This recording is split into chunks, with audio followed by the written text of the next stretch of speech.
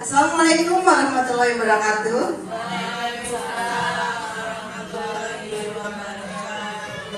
Yang terhormat Bapak Muhammad Yusuf MPD selaku Kepala SDN Bangka 05, Ibu Rizky Setiawati SPD selaku Wakil Kepala Sekolah Bidang Kurikulum SDN Bangka 05, serta para ibu guru semuanya yang saya hormati di sini.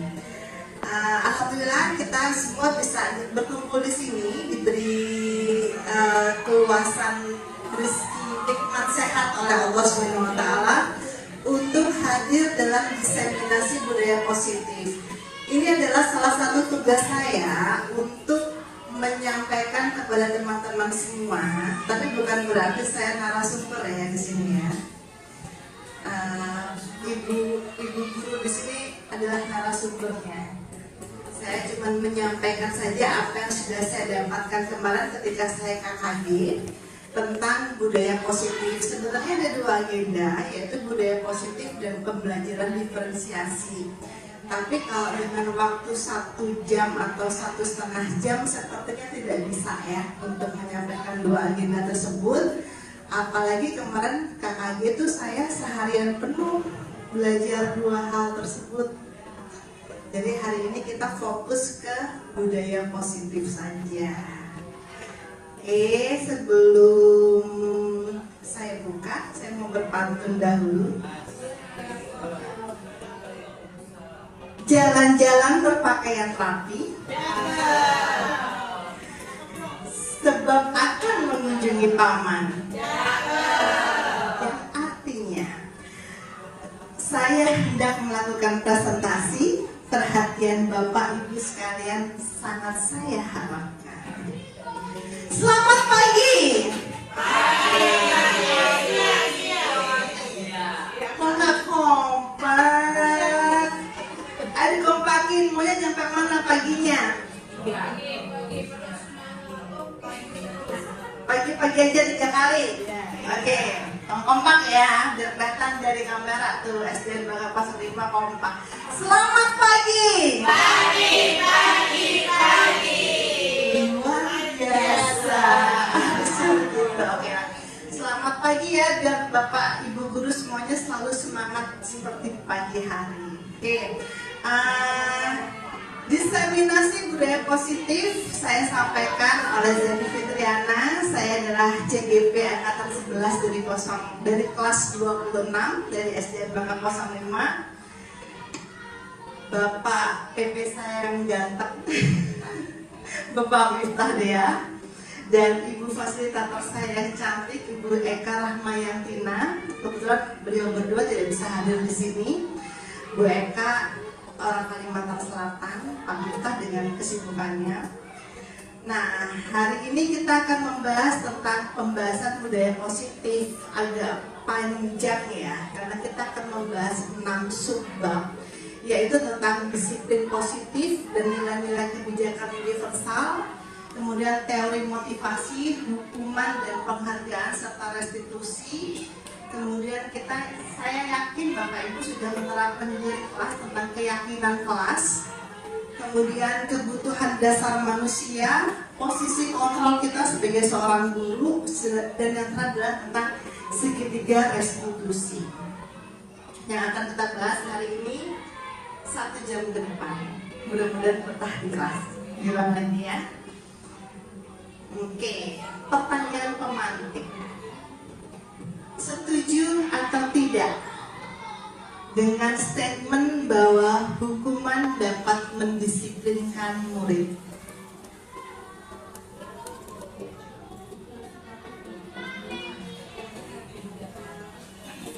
Setuju atau tidak? Setuju. Ada yang tidak setuju? Kayaknya masih ngantuk ya. Jam rawan.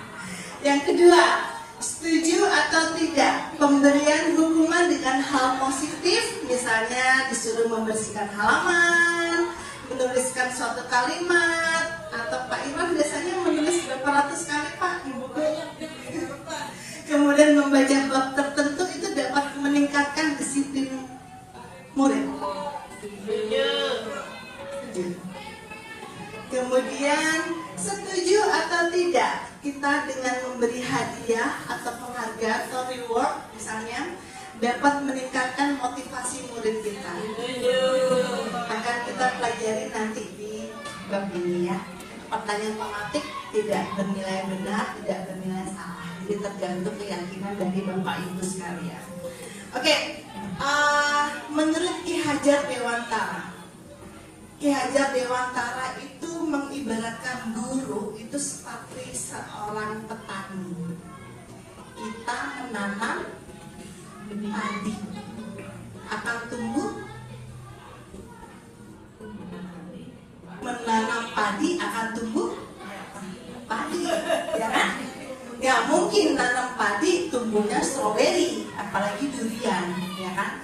Nah kita oleh Ki Hajar Dewantara itu diibaratkan sebagai seorang petani, di mana kita adalah menjadikan tanaman itu tumbuh subur.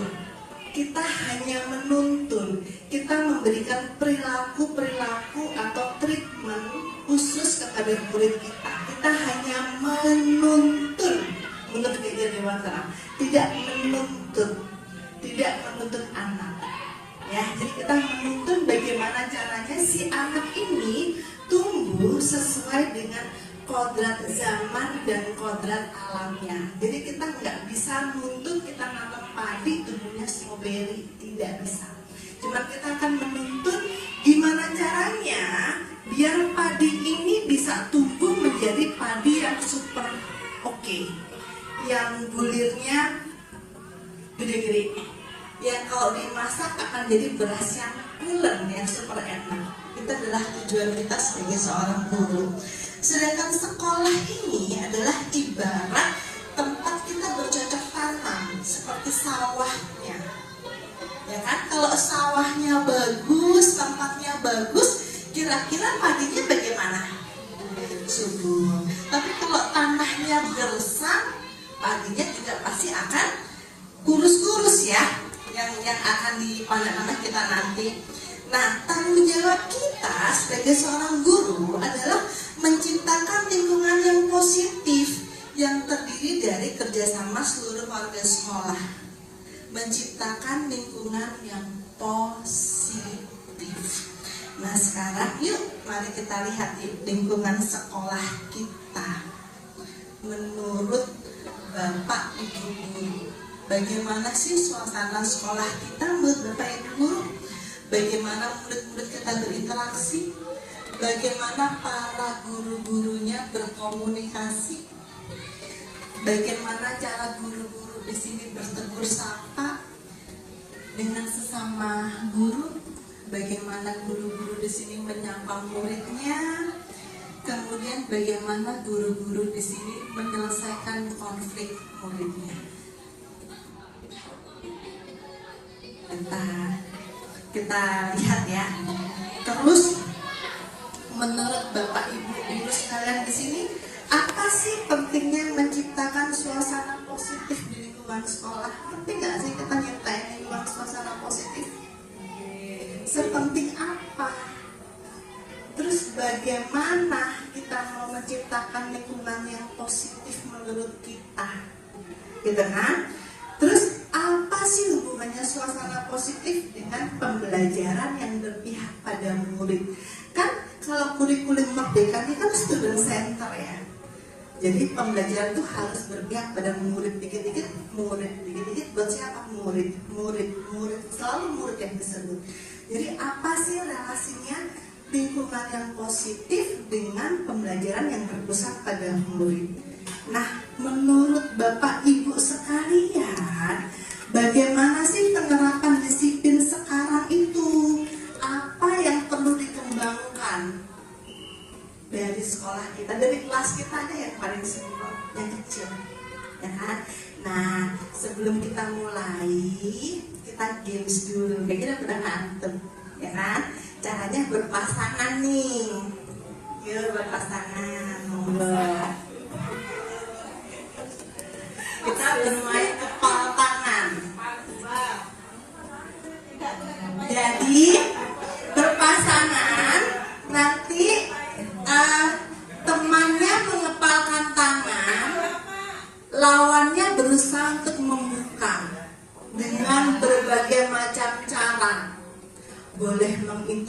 pundasi.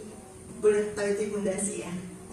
Ngancam ya. Boleh dikritikin, boleh dirayu, pokoknya segala macam cara untuk membuka kepalan tangan. Nah, yang mengepal sebisa mungkin mempertahankan keyakinannya untuk tetap mengepalkan tangan. Siap? Biar gak ngantuk, berdiri yuk.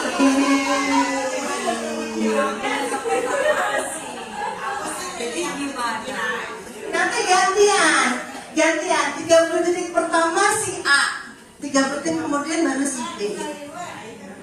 Oke? Siap? Terserah mau siapa aja. Ada si A, ada si B. Oke, 30 detik pertama ya. 30 detik pertama. 30 detik pertama si A menggenggam tangannya dan B berusaha untuk membuka genggaman tangannya dengan berbagai macam cara.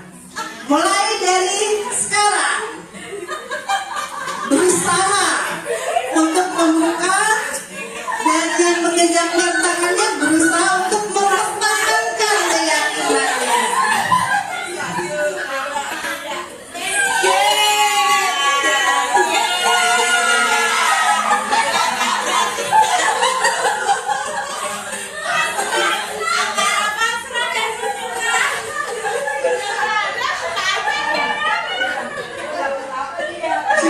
Sudah semua. Oke, berusaha, jangan dibuka oleh tangannya. 5 detik terakhir ya. Oke, selesai. Sekarang gantian yang mengepalkan tangannya. Mulai dari sekarang.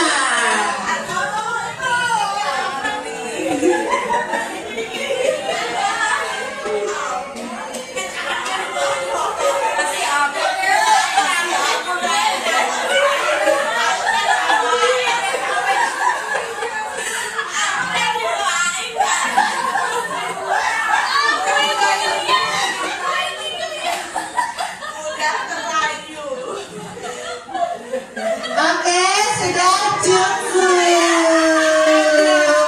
Terima kasih. Silakan kembali ke tempat duduknya. Agak seger ya. Yang tadinya ngantuk udah mulai seger sedikit ya. Jam rawan soalnya sekarang. Oke, saya akan bertanya random aja kepada 3 orang lah. Tadi Bu Sari pasangannya siapa? Bu Puji. Kemudian Bu Santi pasangannya? Oke, Bu Dwi pasangannya? Bu Nafi. Bu Puji tadi yang terbuka siapa? Dua-duanya terbuka. Kalau Bu Santi? Dua-duanya terbuka. Yang mengepalkan tangan? Dua-duanya bisa membuka. Bu Santi bisa membuka, Bu Riza pun bisa membuka. Oke, kalau Bu Dwi? Ada nggak yang benar-benar tidak bisa terbuka sampai akhir? Sekarang saya tanya buat yang bisa membuka nih, yang terbuka, berarti yang bisa dibuka ya. Kira-kira kenapa Bu Puji kok bisa terbuka? Penuh rayuan. Karena reward ya. Kalau Bu Santi? Dia nggak tahan aku kritikin. Intimidasi jatuhnya, intimidasi. Kalau yang bertahan tertutup, udah dipaksa padahal, tapi nggak terbuka juga. Oke, kalau Bu Kiki, kenapa tidak terbuka? Padahal udah dirayu ya, udah diancam-ancam juga ya. Oke, nah pertanyaan saya adalah satu. Siapa sih yang memegang kontrol kepala tangan kita? Diri kita sendiri. Oke, saya lanjutkan ya. Jadi disiplin positif ini ada teorinya, ada penelitiannya oleh Dr. William Glasser. Beliau mengatakan bahwa kita itu tidak bisa mengontrol orang lain. Jadi kita nggak bisa, saya mau Bu Dwi ikuti aturan saya mengintimidasi Bu Dwi, nggak bisa. Ya, yang bisa kita kontrol itu adalah diri kita sendiri. Menurut William Blake, menabrak norma yang ada. Lanjut ya. Disiplin positif. Ini nggak usah lah ya, ada pada jago Bapak Ibu guru di sini. Nah, nilai-nilai kebajikan universal. Kebajikan itu apa, Bapak Ibu guru? Kebaikan. Kalau universal? Seluruh. Artinya semua mengakui ya. Berlaku di segala hal, berlaku di semua agama, berlaku di semua daerah. Universal. Kayak Miss Universe, berarti kan dia Miss seluruh dunia gitu kan. Seluruh dunia mengaku dia sebagai Miss Universe. Nah ini sama kebajikan universal. Berarti daerah Jakarta mengaku itu nilai yang baik. Daerah Papua juga mengaku itu adalah nilai yang baik. Semua agama pun sama juga pasti mengakui oh itu adalah baik. Jadi nggak ada bagi kita baik loh, oh ternyata bagi ini nggak baik. Jadi itu bukan nilai kebajikan universal. Nah nilai kebajikan universal itu banyak banget. Nah salah satunya yang kita pegang di sini adalah profil pelajar Pancasila ya. Ada 6 ya. Apa aja? Nyanyi, coba nyanyi. Pelajar Pancasila beriman dan bertakwa pada Tuhan Yang Esa dan berakhlak mulia, berkebinekaan global, gotong royong mandiri, kreatif dan bernalar kritis. Keren, kalau guru SD itu pasti semangat sampai sore, nggak ada lemesnya loh guru SD ya. Nah salah satunya tuh ini kebajikan, nilai kebajikan universal. Semua negara, semua agama, semua ras, semua suku pasti mengakui oh mandiri itu nilai yang bagus, oh gotong royong itu nilai yang bagus, oh kreatif nilai yang bagus. Dan nilai kebajikan tuh gak cuma ini aja, banyak yang lain. Jujur misalnya, apalagi tanggung jawab, apalagi toleransi, banyak banget ya. Respect sama each other, apa sih, empati, itu juga nilai kejujuran. Nah nilai kebajikan universal ini kita pakai untuk membuat sebuah keyakinan. Sudah jago kan? Pasti udah pada jago. Jadi keyakinan palsu enggak ya ujuk-ujuk yuk kita yakin yuk, apa enggak. Tapi mereka harus tahu dulu nilai kebajikan. Dari nilai kebajikan baru kita pecah-pecah. Oh yang termasuk mandiri itu yang mana ya? Yang termasuk yang jujur itu yang mana ya? Yang termasuk bertoleransi yang mana ya? Nanti anak-anak boleh menyampaikan suaranya masing-masing. Oh aku yakin ini Bu, aku yakin ini Bu. Nanti kita belajar bareng-bareng, nggak sih? Kayaknya udah pada jago gimana cara membuat keyakinan kelas. Kemudian tujuan disiplin positif. Nah, tujuan disiplin positif itu sebenarnya kita menanamkan motivasi. Jadi kita nggak perlu lagi nih ke anak-anak, hey ini tuh nggak bener loh, ini tuh nggak bagus loh. Jadi motivasinya tuh sudah muncul sendiri dari dirinya mereka, intrinsik. Oh kalau aku telat aku malu. Bukan karena takut dihukum lagi, bukan karena apa lagi. Tujuan kita belajar di sini adalah menanamkan motivasi pada murid kita dan akan berdampak jangka panjang, bukan hanya jangka pendek. Seminggu baik, seminggu kemudian enggak. Sama kalau kita hukum anak nih, anak takut nggak kalau kita hukum? Takut. Mereka akan berubah, tapi mungkin jangka pendek. Besok akan diulang lagi, jadi nggak ada efek jerah gitu buat mereka. Kemudian, nah berikutnya kita baca tentang teori motivasi, hukuman, penghargaan, dan restitusi. Nah, teori motivasi perilaku manusia yang tadi saya sudah sampaikan, ada motivasi eksternal, ada motivasi internal. Apa sih motivasi eksternal?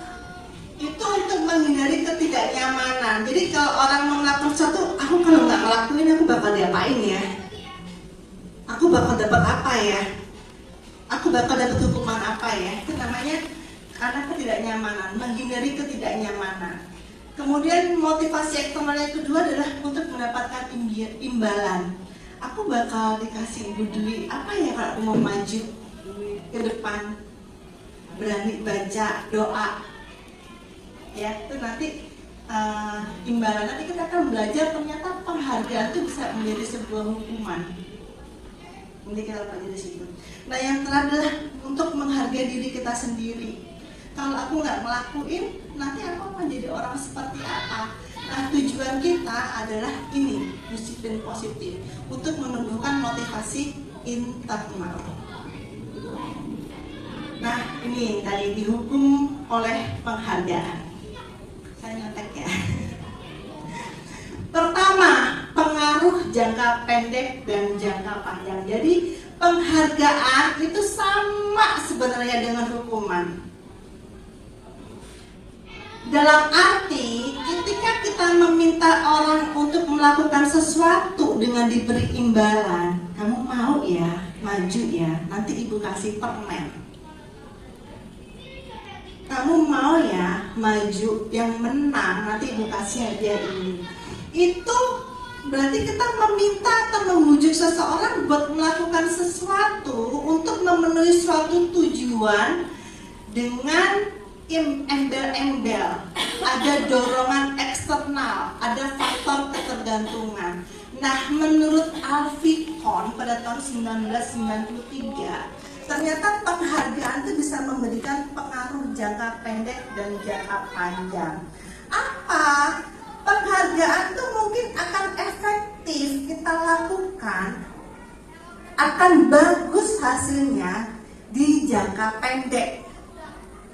Contoh, yo yang mau piket, ibu kasih permen. Mau piket nih jangka pendek. Tapi jangka panjangnya nggak akan berhasil karena anak akan melakukan hanya iming-iming itu tadi. Jangka panjangnya nggak akan berhasil. Kemudian penghargaan itu menghukum. Maksudnya apa? Yang nggak dapat penghargaan itu akan merasa, duh aku nggak ada apa-apanya nih. Aku ternyata buruk. Contohnya apa? Yang dapat cuma yang itu aja. Aku berarti nggak bagus dong. Berarti aku kurang dong. Apa ya kira-kira? Ranking, pintar, keren. Dapat hadiah, Dapat hadiah. boleh kan? Nasi ayam kremes. Kita udah nggak ada lagi ya Bapak Ibu Guru tentang ranking. Terus penghargaan itu mengurangi ketepatan. Jadi ada sebuah penelitian nih. Ada sebuah penelitian. Saya lupa deh sama siapa ya penelitiannya. Jadi ada sekelompok siswa dikasih gini, ayo tebak ini wajah siapa, gitu kan? Yang benar dapat permen, atau bangun mana yang mirip, yang benar dapat permen. Nah, ketika itu selalu diberlakukan, lama-lama ketepatan mereka akan berkurang, akan berbeda dengan kelompok yang benar-benar melakukan tanpa adanya imbalan. Ketepatan mereka akan lebih tinggi. Kemudian penghargaan tidak efektif yang tadi, dan penghargaan merusak hubungan, artinya dirinya jelas-jelasan. Yang dapat penghargaan seneng, yang nggak dapat penghargaan jadinya jealous. Ih kamu mah anak kesayangannya Bu Riza, kamu mah ini, jadi jealous, menciptakan hubungannya tidak harmonis jadi dalam kelas. Kemudian nah, ini dihukum oleh kehargaan ya. Penghargaan tadi bisa menurunkan kualitas, kemudian mematikan kreativitas, ya nggak ada kreativitas lagi. Tujuannya cuma motivasinya udah ke reward aja. Kemudian mengurangi motivasi intrinsik, tujuannya udah nggak ada. Aku maunya hadiah aja, aku maunya dapat permen aja, dan sebagainya. Kemudian, nah kira-kira kita berarti nggak boleh dong memberikan penghargaan kepada anak. Boleh. Seperti ini dalam memberikan apresiasi. Yang pertama secara khusus, mungkin kita bisa panggil dia secara personal, seperti itu. Kemudian secara pribadi dan bergantian, nggak semua si itu aja. Kadang kita kesel ya sama si ini anak nggak ada baik-baiknya deh. Ngapain sih aku bakal puji gitu kan?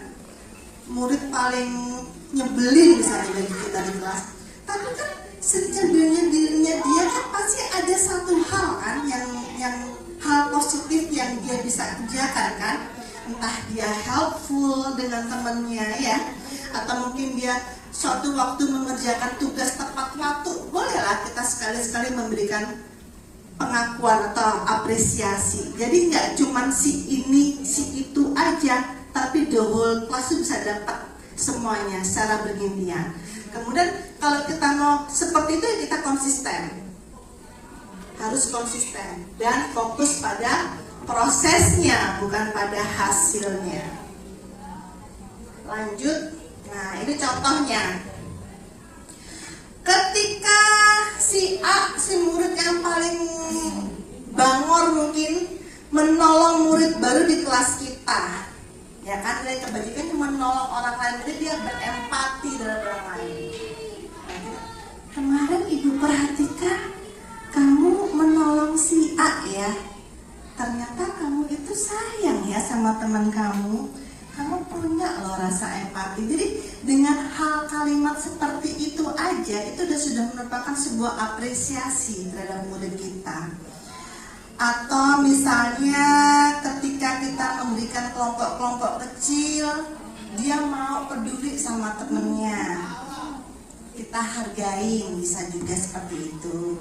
Atau pada saat kita ada sampah, tolong dong, ada sampah jatuh, dia memungut sampahnya terus membuang ke tempat sampah, tanggung jawab dia.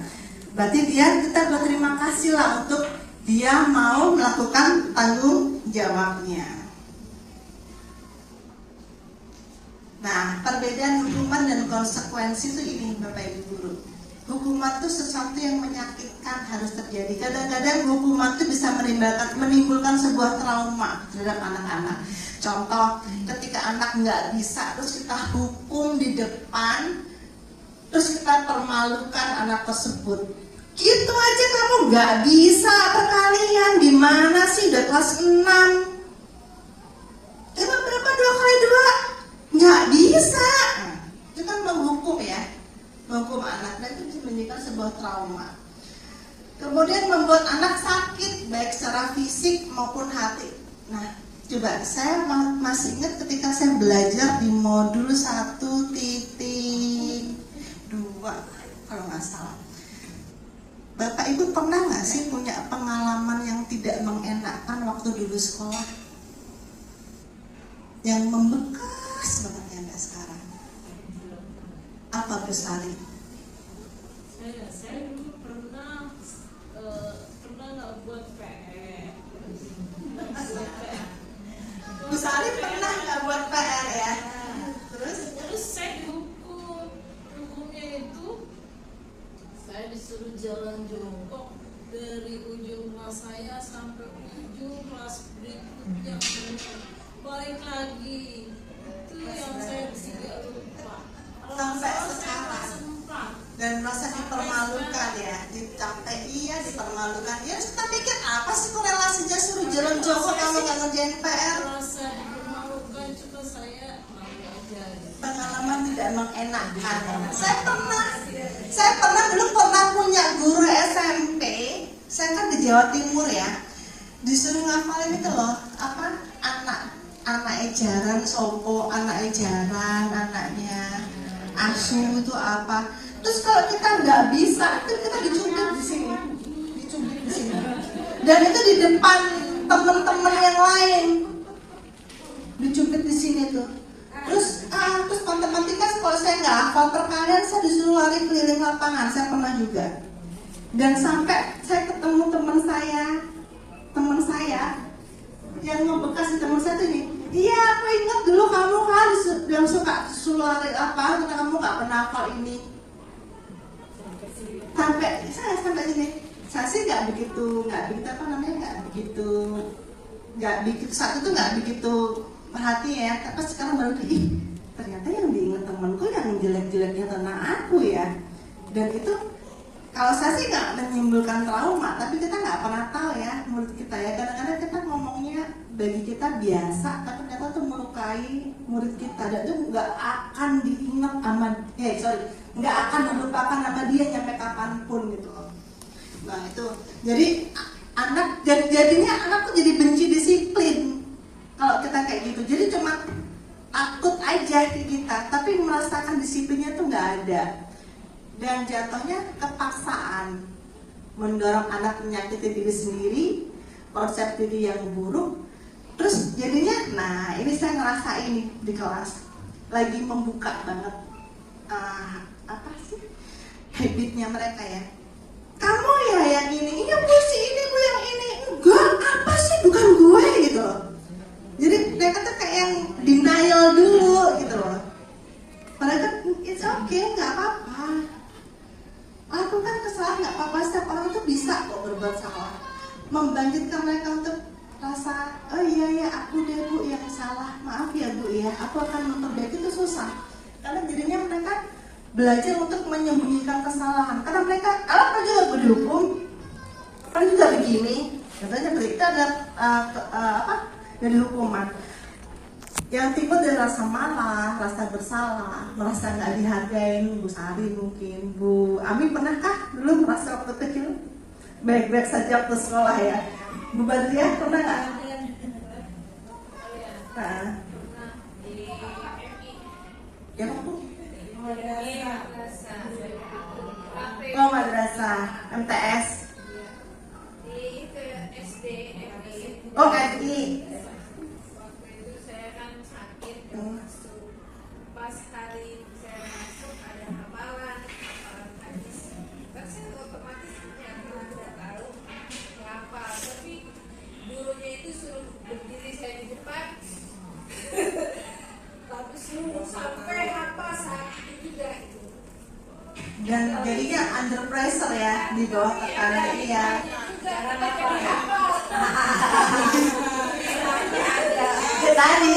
Tadi kan ternyata hukuman itu bisa nggak sih bikin anak disiplin ya? Disiplin memang, tapi positif apa tidak disiplinnya, dan jangka panjang apa jangka pendek seperti itu.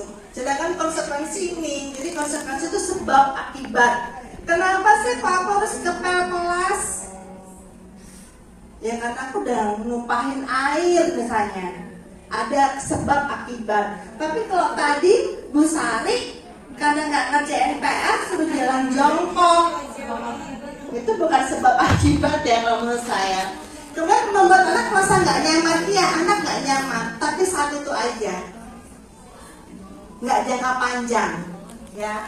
Kemudian jadinya anak menghargai disiplin, stimulus tanggapan, mendorong anak buat menyesuaikan diri. Oh iya aku salah nih, aku mau menyesuaikan diri aku seperti ini, konsep diri dan bla bla bla bla bla. Nah, oke, udah pada paham-paham kok dulu di sini. Nah, coba yuk kita tebak-tebakan yang pada tahu tentang hukuman dan konsekuensi. Bu Nafi, nomor 1, ini hukuman apa konsekuensi? Mencatat 100 kali di dalam buku kalimat saya tidak akan terlambat lagi karena terlambat ke sekolah. Hukuman. Oke, nomor 2, lari mengelilingi lapangan basket 2 kali karena terlambat dari sekolah. Ayo Bu Ami, hukuman apa konsekuensi? Hukuman. Oke. Awal dulu kesepakatan dulu. Nada ya. Kemudian Bu Risa, murid diminta untuk push up 15 kali karena nggak pakai masker ke sekolah. Hukuman. Nanti kita cek ya, kenapa enggak ya. Bu Puji, menggantikan kertas teman yang udah dicoret-coret. Konsekuensi. Bu Kiki, membersihkan tumpahan air di meja tulis karena tersenggol. Oke, Pak Yusuf boleh nggak ya? Saya minta yang lupa Yusuf. Ini salah ya Pak. Murid disuruh untuk tidak mengenakan sepatu seharian karena tidak mengenakan sepatu hitam. Jadi suruh telanjang kaki sepanjang hari. Hukuman apa konsekuensi? Hukuman. Yang belajar. Kemudian Bu Dwi, Bu Hai, lari mengelilingi lapangan basket 2 kali karena terlambat 10 menit untuk pelajaran PJOK. Pelajaran PJOK loh. Hukuman apa? Banyak ya. Yang pertama hukuman. Yang kedua hukuman. Ini nggak ada korelasinya dari 18 ke 12 kan terlambat hadir di sekolah. Kemudian push up 15 kali itu juga hukuman, menggantikan kertas. Nah, jadi kenapa konsekuensi ini karena pelajaran PJOK? Bukan. Kecuali kalau pelajaran agama kita suruh lari keliling lapangan, bolehlah itu hukuman. Seperti itu.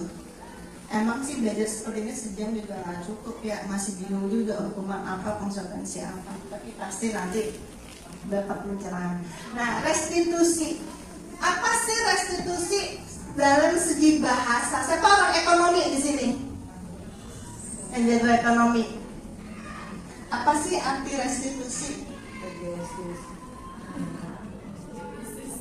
Pernah SMA dong, belajar ekonomi waktu SMA kan?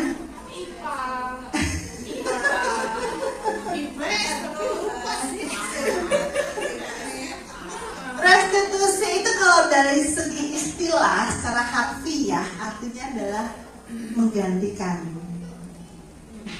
Jadi ketika kita melakukan sebuah kesalahan, ini kita memperbaiki kesalahan kita.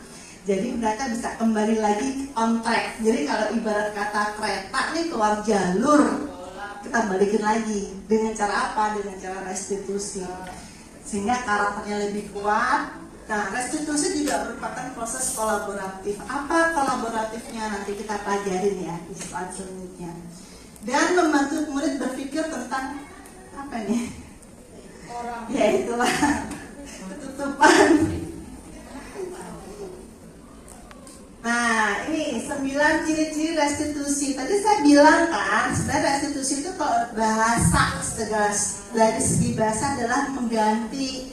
Tapi sebenarnya restitusi itu bukan untuk menebus sebuah kesalahan. Aku salahnya aku tebus ya dengan restitusiku, tidak. Tapi dia belajar. Oh, ternyata aku salah di sini ya. Yang aku langgar tuh keyakinan ini ya. Apa yang aku lakukan untuk karena aku sudah melanggar. Jadi untuk belajar dari kesalahan. Kemudian restitusi itu berfungsi untuk juga untuk memperbaiki hubungan. Ya. Kemudian dia sebuah tawaran, jadi bukan paksaan. Kalau paksaan tadi hukuman ya. Kamu harus lepas sepatu sepanjang hari.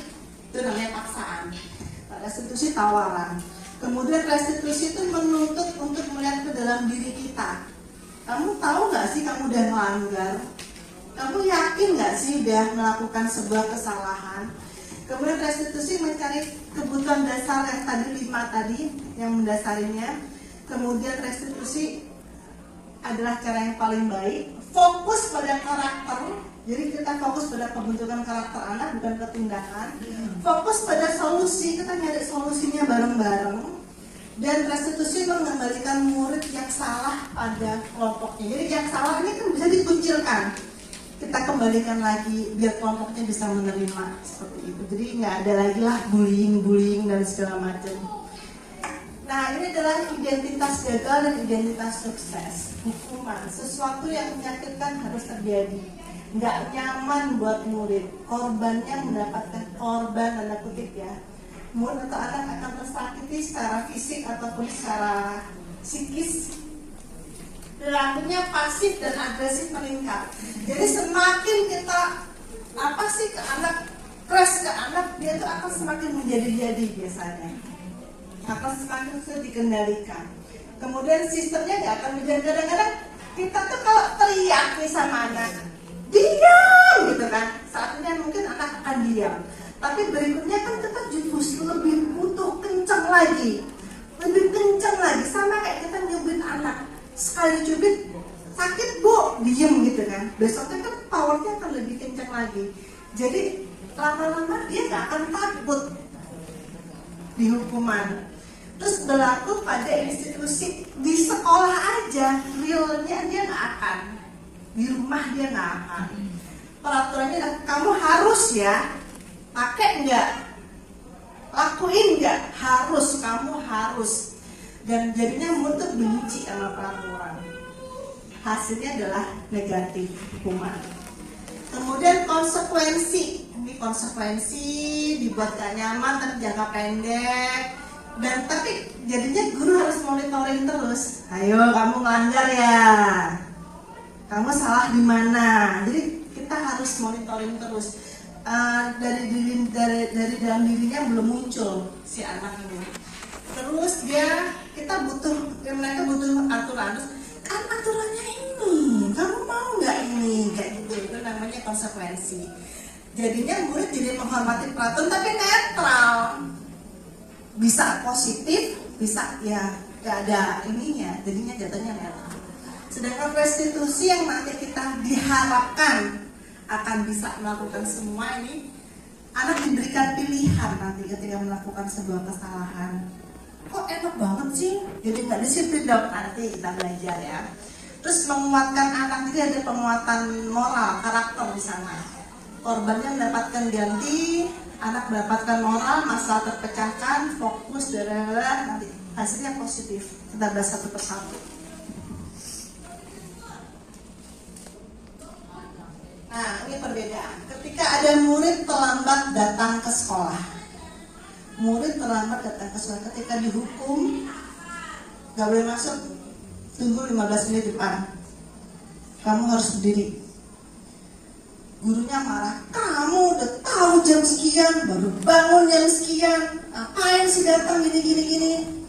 Terus disuruh nulis, udah disuruh di setrap 15 menit, disuruh nulis, gak akan terlambat lagi 100 kali. Ini hukuman. Anak sebel gak lama-lama? Bukan sebel, sorry. Apa sih, ada terekam gak di sini? Aku disuruh ini, pasti terekam kan. Sedangkan konsekuensi, ya udah masuk silakan. Kamu terlambat ya, silakan masuk. Ketika udah istirahat, stay ya di kelas ya. Kamu ngejar pelajaran yang tadi ketinggalan. 15 menit tadi kita sudah melakukan ini, kamu lakukan di jam istirahat. Itu konsekuensi. Gurunya tegas terhadap aturan dan siswanya ini menghormati peraturan. Seperti itu. Sedangkan restitusi, ketika murid datang, maaf bu terlambat, ada karena motivasi kita diiming-imingi hadiah, ada motivasi yang ya udah deh aku buka aja deh, pasrah deh, ikhlas nggak sih kira-kira kalau kayak gitu? Enggak. Nah itu namanya motivasi ekstrinsik. Ketika kita melakukan sesuatu karena sesuatu dari luar, dorongan dari luar. Ketika kita melakukan, nah contohnya nih, Wendy, kenapa datang sekolah harus tepat waktu?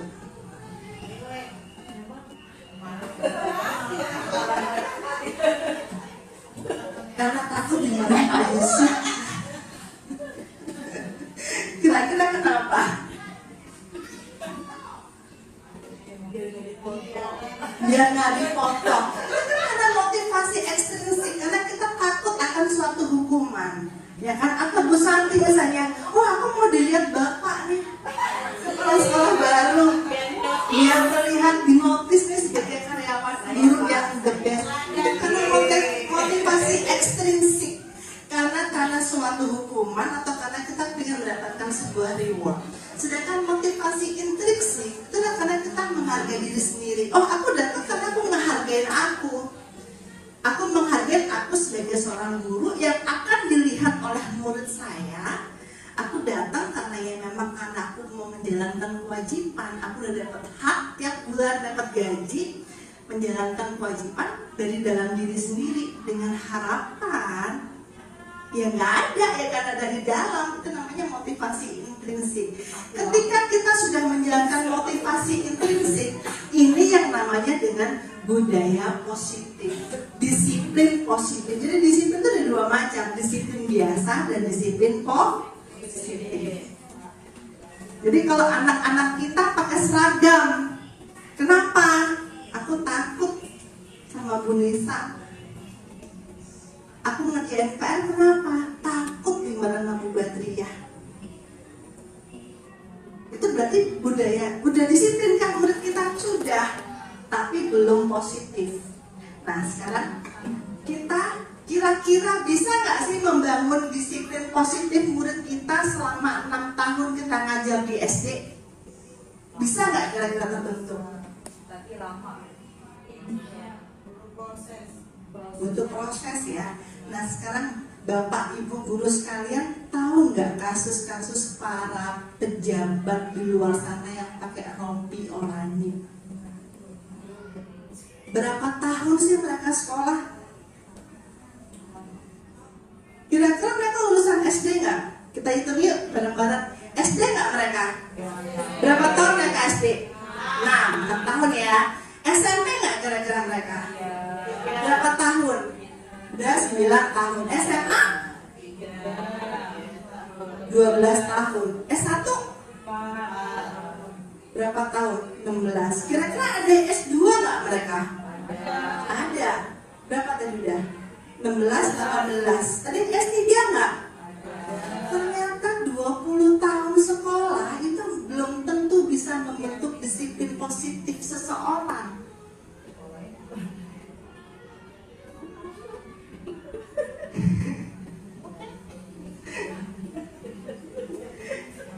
Ya, ternyata masih bisa orang untuk berbuat sesuatu karena unsur-unsur ekstrinsiknya. Nah, kemudian ada model berpikir, nanti kita akan bahas ini ya, menang-menang, kolaborasi dan konsensus. Ini adalah posisi kita sebagai guru. Kita sebagai siapa sih di sini? Sebagai penghukumkah buat anak-anak kita? Dikit-dikit kamu salah, kerjakan ini. Pokoknya kamu salah, itu penghukum.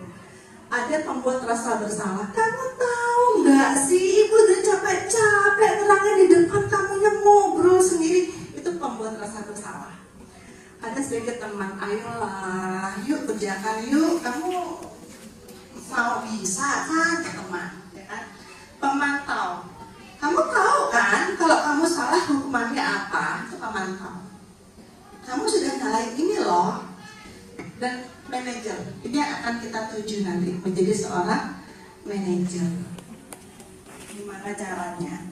Nah, nanti dari sini kita akan belajar tentang segitiga restitusi. Segitiga restitusi itu adalah bagaimana sih kita menyelesaikan konflik yang terjadi di dalam kelas kita dengan cara menstabilkan identitas, validasi kebutuhan, dan menanyakan keyakinan kelas.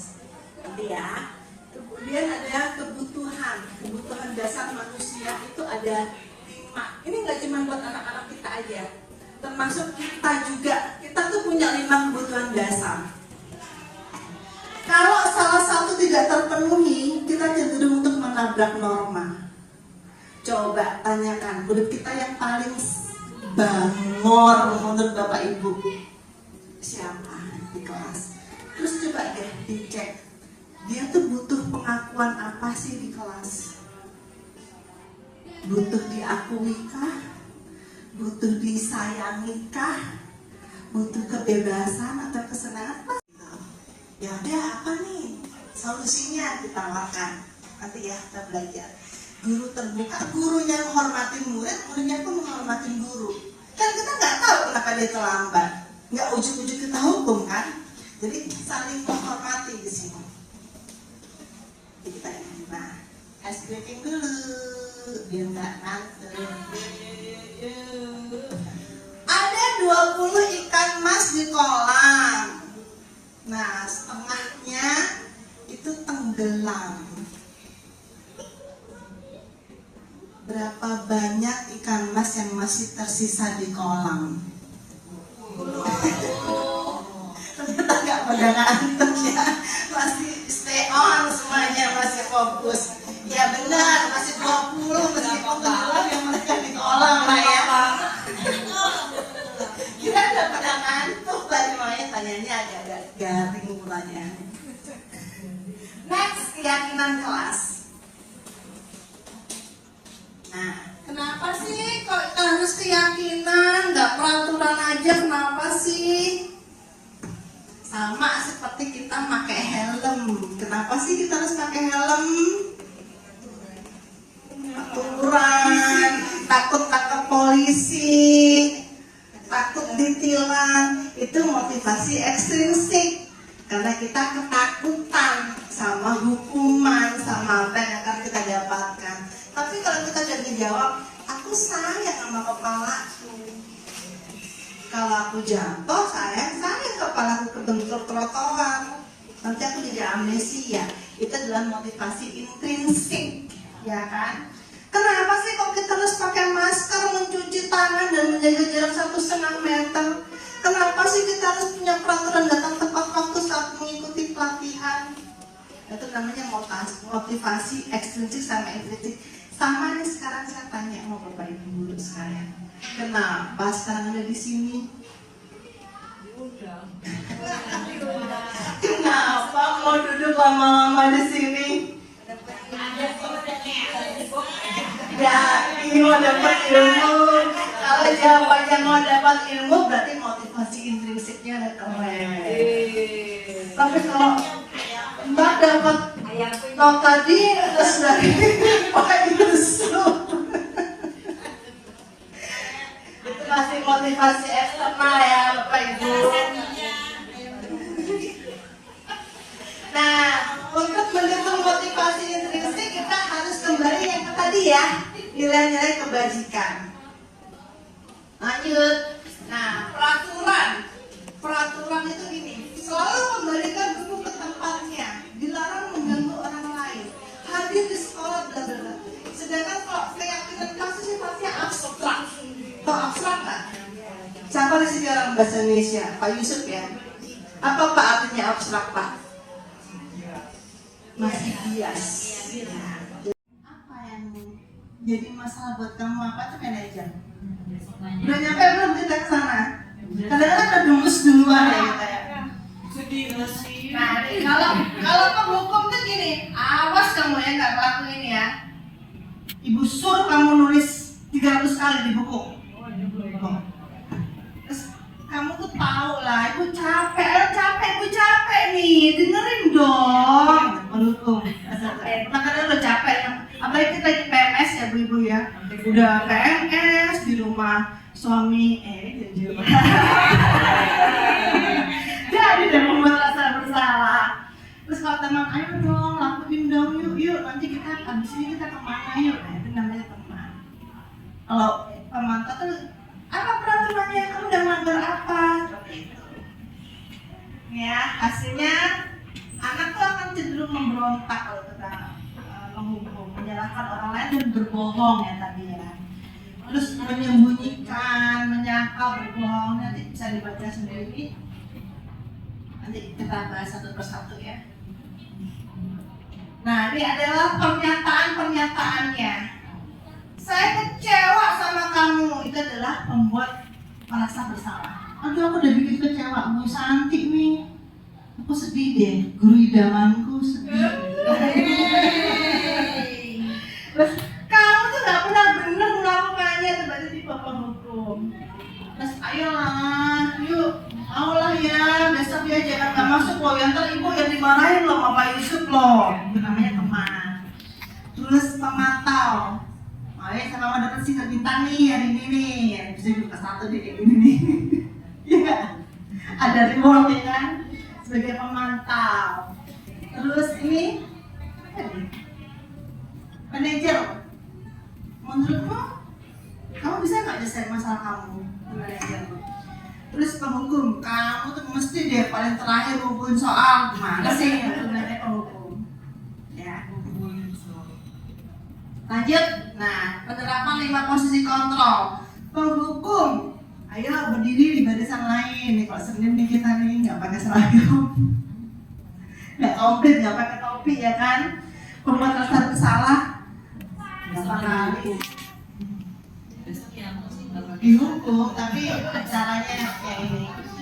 Berapa kali sih dibilang bukan kecewa dia sama kamu gitu, teman. Ayo tertib ya. Bapak bangga loh kalau kamu mau tertib, keren. Itu namanya teman. pemantau itu apa ya nih ketutupan ya gimana saya? Itulah manajer. Kamu tahu nggak kesalahan kamu?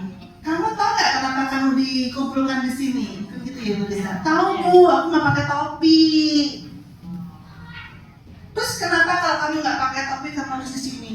Ya itu pernah melanggar tata tertib Bu. Jadi jangan lucu, saya berdiri di sini ya. Ditulis namanya sekian, terus balik lagi kelas nggak ada esensinya buat mereka. Ya besok bakal gitu lagi mereka. Nah ini segitiga restitusi, kan kita praktek ya segitiga restitusi. Segitiga restitusi. Pertama adalah menanyakan keyakinan. Kamu kenapa melakukan itu? Aku kesel Bu, jadinya aku pukul deh dia. Terus kita validasi. Ya, Ibu tahu kamu kesel. Ibu kalau jadi kamu juga kalau kesel juga bakal marah sih. Ya, terus menstabilkan identitas. Tapi kamu yakin nggak apa yang kamu lakukan itu benar? Enggak Bu. Kenapa? Aku udah nyakitin temenku. Berarti apa yang kamu langgar? Oh, keyakinan kita tentang menghargai, tentang menyayangi orang lain.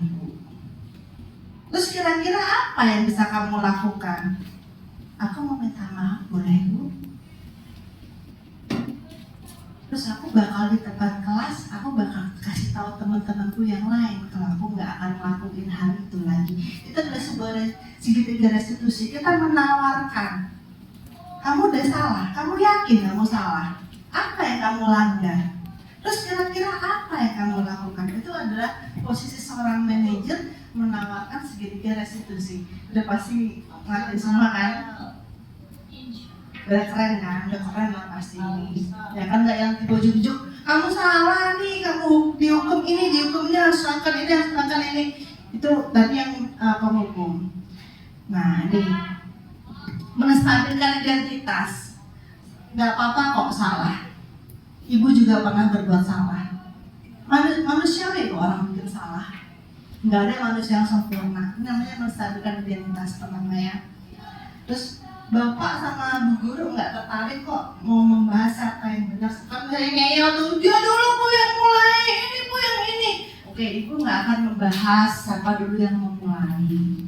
Sekarang kita cari solusinya, yuk bareng-bareng. Gitu ya. Menstabilkan identitas. Kemudian kita validasi kebutuhan. Ya, kamu tadi mukul. Pada saat Ibu tahu kan, kamu bisa melakukan lebih buruk dari itu. Misalnya kamu cekek misalnya, atau kamu tendang sama kamu pukul-pukul. Tapi kamu cuma ngelakuin mukul doang. Ya, Ibu paham, Ibu paham. Jadi kayak memvalidasi. Ya, kamu butuh ini kan. Oke. Membenarkan tindakan mereka yang salah itu dalam tanda kutip ya, membenarkannya. Seperti itu. Kamu boleh kok marah, tapi kalau kamu tambahin dengan sikap kamu yang lain, itu pasti lebih baik. Seperti itu. Kemudian menanyakan keyakinan. Kamu sadar nggak keyakinan kelas kita apa yang sudah kamu langgar? Seperti itu, ya. Nah ini intervensi 30 detik. Kamu mau nggak sih berbuat jadi lebih baik? Mau nggak sih jadi anak yang lebih oke? Seperti itu ya. Wajar nggak sih kamu bikin kesalahan kayak gitu? Intervensi. Waktu ini kita apa sih? Kamu ada masalah. Apa masalahnya? Cerita dong. Ibu mau dengar. Cepatnya bisa bantu. Seperti itu. Nah ini kemarin yang saya terapkan, saya punya 2 kasus di kelas. Kasus pertama adalah waktu itu Zafira kehilangan uang. Ini real ya, cerita nyata. Cuma pelakunya saya ganti. Sebenarnya pelakunya Desya, tapi saya ganti sama Kalisa. Jadi Zafira tuh kehilangan uang, terus Desya ngadu ke saya, Bu, uangnya Zafira hilang, dicuri sama Dirza. Jadi temannya tuh kalau ada masalah tuh pasti Dirza pasti. Ada yang cek di CCTV, maksudnya Bapak Yusuf udah belum hadir ya. Jadi saya kenapa masuk ruangannya. Waktu itu udah izin sama Bu Kiki ya. Saya cek di CCTV yang mau dokumentasiin Bu Wendy waktu itu. Ternyata uangnya Zafira tuh nggak ada yang nyolong. Jadi dia lagi benerin kerudung, nggak sadar tangannya ngambil uang, terus benerin kerudung begini lah. Dan duitnya jatuh di sela-sela kerudung sama tas. Terus dia keluar kelas kan pakai tas ini, duitnya jatuh. Nah, memang saat itu Dirza lewat ketika duitnya di sini, tapi dia nggak ngambil. Akhirnya saya panggil Zafira, saya tunjukkan bukti CCTV-nya, duit kamu nggak hilang ya nak? Iya Bu. Gitu. Ya, terus saya panggil lah, harusnya Desya ya, saya panggil. Kamu kenapa nuduh? Aku sebel Bu. Ya wajar sih, namanya teman kamu yang paling kamu sebelin, kamu pasti kamu hitamkan ya kan? Tanya, terus jadi kita nggak menghakimi gitu kan? Terus solusinya apa nih? Kamu udah melanggar apa? Ya aku udah melanggar menghargai orang, karena aku selalu uang, terus benerin kerudung begini lah, dan duitnya jatuh di sela-sela kerudung sama tas. Terus dia keluar kelas kan pakai tas ini, duitnya jatuh. Nah, memang saat itu Dirza lewat ketika duitnya di sini, tapi dia nggak ngambil. Akhirnya saya panggil Zafira, saya tunjukkan bukti CCTV-nya, duit kamu nggak hilang ya nak? Iya Bu. Gitu. Ya, terus saya panggil lah, harusnya Desya ya, saya panggil. Kamu kenapa nuduh? Aku sebel Bu. Ya wajar sih, namanya teman kamu yang paling kamu sebelin, kamu pasti kamu hitamkan ya kan? Tanya, terus jadi kita nggak menghakimi gitu kan? Terus solusinya apa nih? Kamu udah melanggar apa? Ya aku udah melanggar menghargai orang, karena aku selalu tuduh, seenaknya menuduh orang lain. Nah di sini dia berjanji untuk meminta maaf, dan kemudian karena dia ketua kelas, powernya gede dong di kelas. Jadi dia bisa mempengaruhi temannya untuk tidak saling menuduh. Ini kasus pertama. Kasus kedua saya tuh ini, Bagas, orang tuanya WhatsApp saya, katanya anaknya ditendang sama Dirza. Oh dipukul sama Dirza. Ketika saya tanya, ternyata yang mulai dulu Alif Noval, dia ngegeplak kepalanya Bagas. Ngegeplak kepalanya Bagas, alasannya apa? Iseng Bu. Pas ditanya-tanya iseng, ternyata dia butuh kebutuhan khusus, yaitu pengen dicintai, dia pengen diakui di kelasnya. Lima dasarnya nggak perlu ya. Sedangkan Dirza, kasihnya Dirza, dia mukul Bagas karena Bagas dulu yang nendang. Nah, Bagas nendang karena dipikir yang ngegeplak adalah Dirza. Jadi misunderstanding ya di sini. Saya kumpulkan, nggak membenarkan sikapnya Bagas, nggak membenarkan juga sikapnya Dirza. Keyakinan apa yang dilanggar, mereka saling bermaafan. Ini segitiga restitusi ala saya. Ibu guru yang lain pasti lebih oke menjalankannya. Oke, kemudian, nah terakhir, slide terakhir. Coba, ada 4 pertanyaan. Saya mau ibu guru yang jawab satu persatu. Silakan pikir.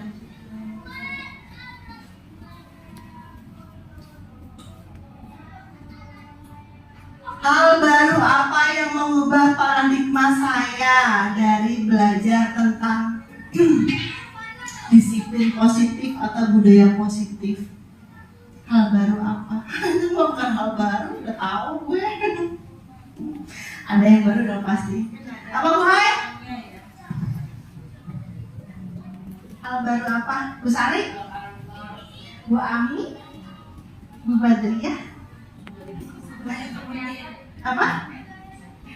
Kira-kira apa? Oh ternyata aku baru tahu ya, ternyata disiplin positif begini. Aku sering kasih hadiah. Ternyata Kadang aku siapa bisa saya kasih permen. Ternyata saya kurang. ternyata penghargaan itu bisa menjadi sebuah hukuman ya buat anak-anak. Tapi ya tergantung lagi lah penghargaannya seperti apa. Mungkin bisa lebih bijak aja ketika memberikan penghargaan. Seperti kita memuji kadang-kadang. Saya juga suka memuji nih. Wah keren Kalin gitu kan. Tanpa saya sadar temennya yang lain tuh Kak Kalin lu, kapan gue gitu. Penghargaan dapat memukul. Kemudian nomor 2, perasaan apa sih yang Bapak Ibu alami saat ini setelah kita belajar ini? Ngantuk. Oh, aku tercerahkan nih ternyata begini apa? Bu Anissa? Itu apa? Bu Nafi? Muncul sedikit ada rasa bersalah.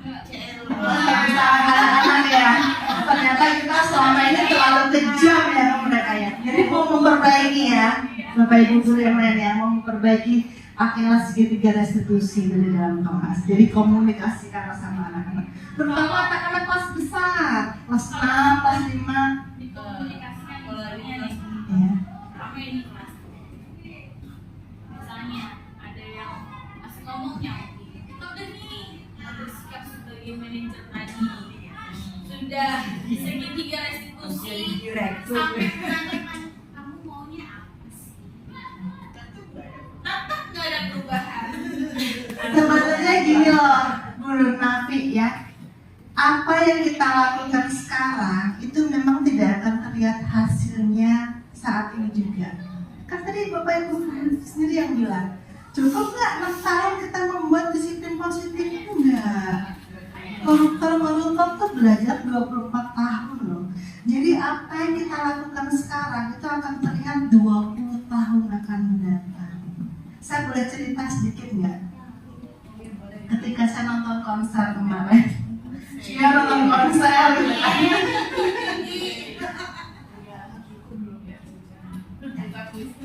Tunggu sebentar. Ini terakhir.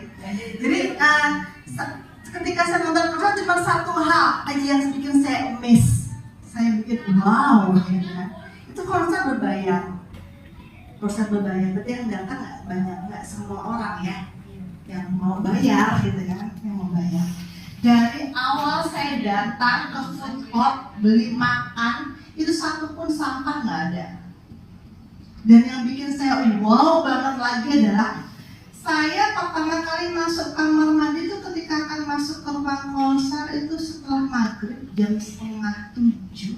Terus setelah konser jam 11:30 malam saya masuk kamar mandi lagi, itu bersih kamar mandinya, tetap kering, padahal nggak ada yang bersihin. Jadi yang ngantri itu ngantri di pintu utama nggak ada, itu kita ngantri di depan pintu toilet masing-masing buat belakang-belakang itu enggak. Jadi bener-bener apa sih inline banget. Terus mereka tahu ini tuh public space, public service area yang kita akan memanfaatkan. Terus apa ya? Kita jaga nih barang-barang itu berarti apa? Habit, kebiasaan. Dan itu ngebentuk nggak mudah. Jadi jangan patah semangat. Oke, nomor 3, peran omong apa nih yang telah kita lakukan itu harus sebagai apa nih? Dan sampai pemantau ya semua ya, paling enggak ya. Syukur-syukur manajer nggak ada lah penghukum di sini. Yang terakhir, nah yang diharapkan pasti yang terakhir akan menjadi seorang manajer semuanya. Oke, penutup ya. Langsung tuh. Bunga mawar, bunga selasi. Warnanya cerah tiada dua. Cukup sekian dan terima kasih. Semoga tidak ada yang bertanya.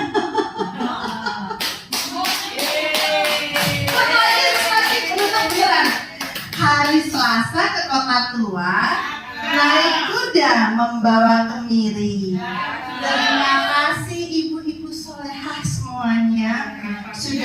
berkenan mendengarkan. Ada bapak nih. Bapak, akhir kata, mohon maaf atas segala kekurangan karena kesempurnaan hanya miliknya. Wassalamualaikum warahmatullahi wabarakatuh. Waalaikumsalam.